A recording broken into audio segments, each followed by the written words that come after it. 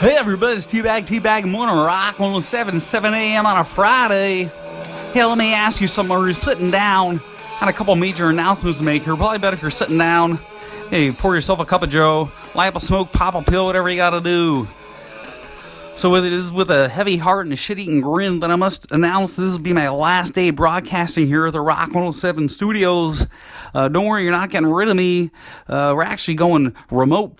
This decision was made by the board of directors following the death threats against Gladys from accounting. You know, it's funny. We came in every day for 2 years during the pandemic, risking our health and our lives. Gladys gets a couple death threats from a low-level mobster, and they close the place down. This announcement has caused a mass exodus here at Rock 107. Ray of Sunshine, our weatherman, has retired because he refused to pay for Wi-Fi to broadcast from his house, so he's gone. Gladys from accounting is retired due to the death threats. Karma's a bitch, ain't it? You know, a couple of years ago, she was walking around here telling everybody I had a cocaine addiction when it was actually a sinus infection. Ruined my second marriage, my relationship with my friends and coworkers, as well as my relationship with my coke dealer. Brandy just quit.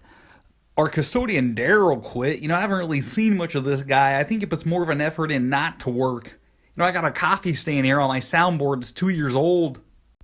Not only have we lost some employees, we've also lost some advertising accounts. Slappy's was recently closed down by the Board of Health for several violations, including stale buns, moldy buns, flat soda, and employees not wearing shoes in the kitchen. Mama San's Makeover Palace was recently closed following a police raid that uncovered a prostitution ring that also netted my friend and Dr. Goldstein Finkelberg. He tried to elude police dressed up as a woman, but his inability to walk in heels was a dead giveaway. We also lost the Fazor account related to No Shits. The company pulled their ads after the lawsuit settlement with Edith Jones' Grandma's Kitchen.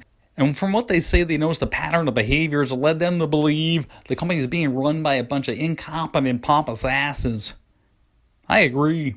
St. Cecilia's Church of the Abandoned Children in Nanticoke had to close its doors recently due to low attendance, constant robbery of the donation box, inedible spaghetti dinners, and having to end its bingo night due to not having any bees left after the last robbery.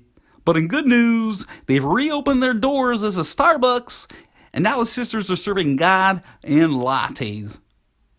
The board of directors here at Rock 107 Shamrock Communications, also related subsidiaries and affiliates, also want to make a couple other statements, put a couple things to bed. For one, Winky, Robert Winkler, my buddy, my pal, has been found by a group of boys on the side of the road on Interstate 81 in a ditch all dirty and shivering. He was taken into custody of Scranton police and then escorted out to Clarksville State Hospital, where he's receiving the care, attention, and detox programs he desperately needs.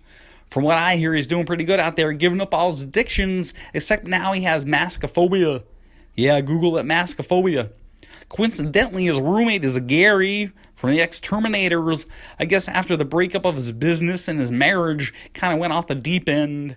On a good note, Donald has actually married Madeline, and now they're running Exterminators. Which brings me to Bruce from a Rock 107 DJ, my co-anchor. I hear he was arrested in Miami for passing bad checks, cocaine possession, and also giving false information to police, primarily his date of birth.